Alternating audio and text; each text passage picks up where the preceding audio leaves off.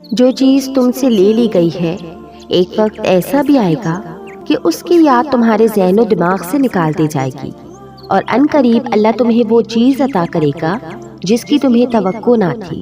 ہر چیز اللہ کے ہاتھ میں ہے، اس کا بھروسہ رکھو اور مسکراتے رہو، کبھی بے سہارا نہیں رہو گے۔ ضروری نہیں کہ تمہیں ٹھیک شخص سے ہی محبت ہو، یہ بھی ضروری نہیں کہ ہر شخص برا ہی ہو، مگر کچھ چیزیں ایسی ہوتی ہیں جو مقدر میں نہیں ہوتی۔ ہاں، وہ ہر شے پر قادر ہے، برے کو بہتر بنا سکتا ہے اور بہتر کو بگاڑ سکتا ہے۔ پھر تم ضد پر کیوں اڑے ہو؟ کیوں خود کو اذیت میں ڈال رکھا ہے؟ خود کو وقت دو، رب پر بھروسہ کرو، کس کو کب اور کیا دینا ہے وہ خوب جانتا ہے، اور در حقیقت وہ تمہیں بہترین سے نوازے گا انشاءاللہ۔ کیا تم نے سوچا ہے کبھی کتنی اذیت، کتنی تکلیف، کتنا درد ہوگا اس دل میں جو اس لڑکی کے سینے میں دھڑکتا ہے، جو کبھی رو رو کر تمہیں اپنے اللہ سے مانگتی تھی، جو نمازوں اور دعاؤں میں تمہیں مانگتی تھی؟ وہی لڑکی اب تمہارے رویے کی وجہ سے گڑ گڑا کر اپنے اللہ سے تمہیں بھولنے کی دعا کرتی ہے۔ بعض دفعہ اللہ آپ کو سب سے پسندیدہ چیزوں اور لوگوں سے دور کر دیتا ہے۔ مقصد آپ کا دل دکھانا نہیں ہوتا، دراصل آپ کا اس رب کے قریب ہونا مقصد ہوتا ہے۔ اگر کہیں بھی محسوس ہو کہ آپ اکیلے ہو تو مت بھولنا کہ کم سے کم آپ اکیلے نہیں ہوگے۔ اللہ کبھی بھی کسی کو اکیلا نہیں کرتا۔ اس کا نام ذرا دل سے لو، دل کی گہرائی سے پکارو اسے۔ آپ کی ماں آپ کی ایک پکار پہ اتنا تڑپتی ہے تو وہ کتنا پاس آتا ہوگا۔ کبھی امید نہیں کھونی، کبھی اداس نہیں ہونا، کیونکہ وہ کبھی امید توڑتا نہیں ہے، وہ دلوں کو جوڑنے والا ہے۔ جب اپنا غم کسی کو بیان نہ کر سکو، جب اپنی کیفیت کو خود ہی نہ سمجھ سکو، جب کوشش کر کر کے تھک جاؤ، ذہن کام کرنا چھوڑ دے، آنسوؤں میں کمی نہ آئے، تمام دن ایک سے گزرنے لگے، تو خود کو تھکانا چھوڑ دو، سوچو کہ گرداب کو جھٹک دو، اپنا آپ حالات کے حوالے کر دو اسے ایک ذات کے بھروسے۔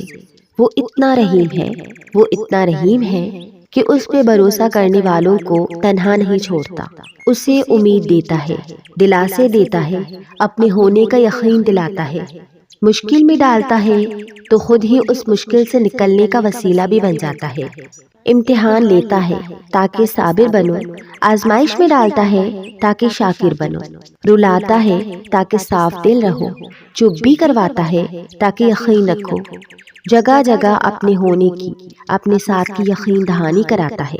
نہ تو تیرے رب نے تجھے چھوڑا ہے اور نہ وہ تجھ سے بیزار ہو گیا۔ سکون ملتا ہے نا یہ پڑھ کے، اور وہ چنتا انہی کو ہے جن کو وہ خاص کرنا چاہتا ہے۔ پھر غم کس بات کا؟ یہ بات بھی کتنا سکون دیتی ہے کہ ہمیں روتے ہوئے کوئی اور نہیں بلکہ ہمارا خالق دیکھ رہا ہے، اور ہمارے آنسو خاص ہو رہے ہیں۔ اللہ جو کرتا ہے اچھے کے لیے کرتا ہے، تم نہیں جانتے مگر وہ خوب جانتا ہے۔ اللہ کو چھوڑ دو گے تو کوئی چیز ہاتھ نہیں آئے گی۔ جہاں اتنا صبر کیا ہے وہاں تھوڑا صبر اور سہی، پھر دیکھو جو اب تک تمہارے نصیب کا حصہ نہیں تھا وہ بھی تم تک پہنچا دیا جائے گا۔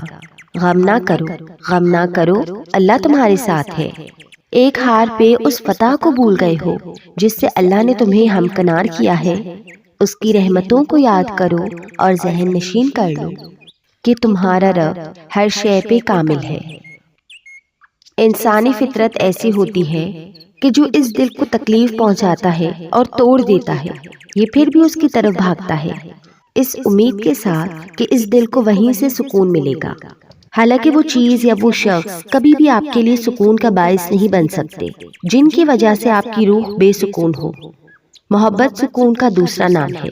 جس محبت میں سکون نہیں ہوتا اس میں اللہ کی کبھی رضا نہیں ہوتی، تبھی تو وہ تمہیں لوگوں کے چھپے ہوئے رنگ دکھاتا ہے کہ کون کیسا ہے، اور پھر فیصلہ ہمارے ہاتھ میں چھوڑ دیتا ہے کہ ہم ان سے دور جاتے ہیں یا نہیں۔ اللہ پاک ہمیشہ انسان کے سامنے دو ہی راستے رکھتا ہے، ایک وہ جس میں اس کی بہتری ہوتی ہے، اور دوسرا وہ جو تکلیف کا باعث ہوتا ہے۔ آپ کا انتخاب ہے کہ آپ کس طرف بھاگتے ہیں۔ اور مت بھولو کہ یہ دل وہی جوڑ سکتا ہے بس جس نے اسے بنایا ہے۔ تمہیں پتا ہے تمہارا مسئلہ کیا ہے؟ تم نے اپنے فیصلے اللہ پر تو چھوڑ دیے ہیں، مگر دل سے نہیں چھوڑے۔ تم اب بھی چاہتے ہو کہ کاش فیصلہ وہی ہو جو تمہاری خواہش ہے۔ یہ کیسا اعتبار ہے بلا؟ سمندر کے بیچ کھڑے شخص کو اس بات سے کیا غرض کہ کشتی آڑ لگے گی یا پار؟ اسے تو بس یہ یقین ہونا چاہیے کہ میں ڈوب بھی گیا تو یہ میرے لیے آر یا پار جانے سے بہتر ہوگا۔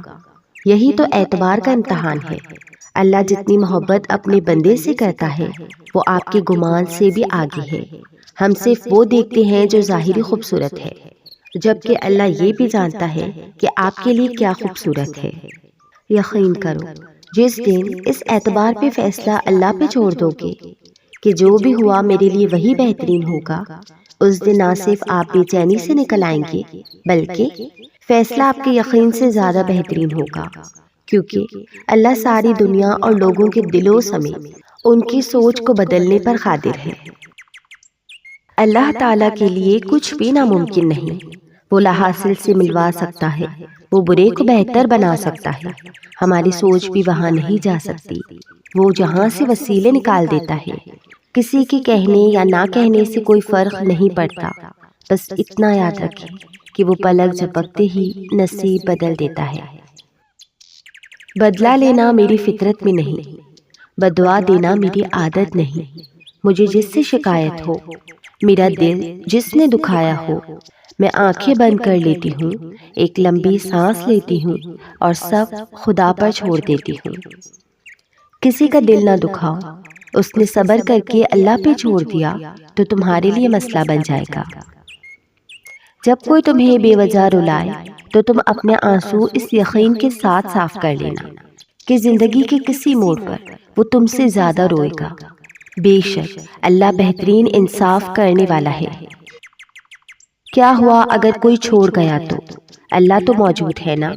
کیا ہوا جو تمہیں کوئی پسند نہیں کرتا؟ اللہ تو کرتا ہے نا؟ کیا ہوا جو اگر سب کچھ کھو چکے ہو تم؟ اللہ تو پاس ہے نا؟ اور جب تک اللہ ہے نا تم نے کچھ نہیں کھویا۔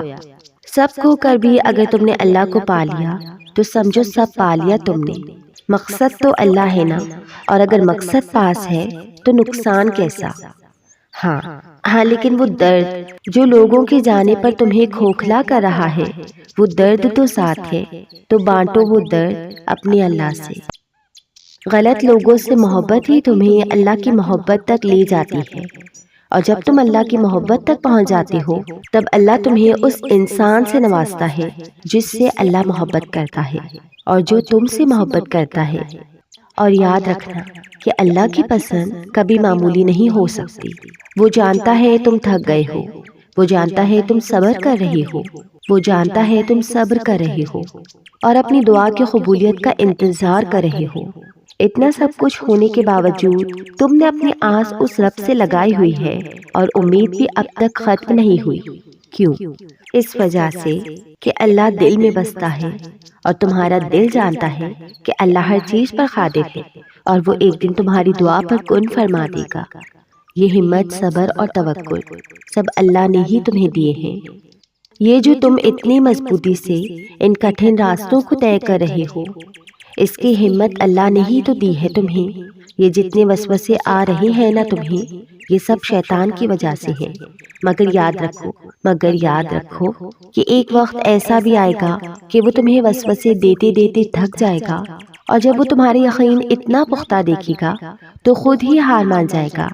یہ تمہارا ایک ہی دعا پہ اٹکے رہنا اور صبر کرنا ہی اللہ سے کن کہلوا دے گا، اور پھر دعا کے آگے تو نصیب بھی ہار جاتا ہے نا۔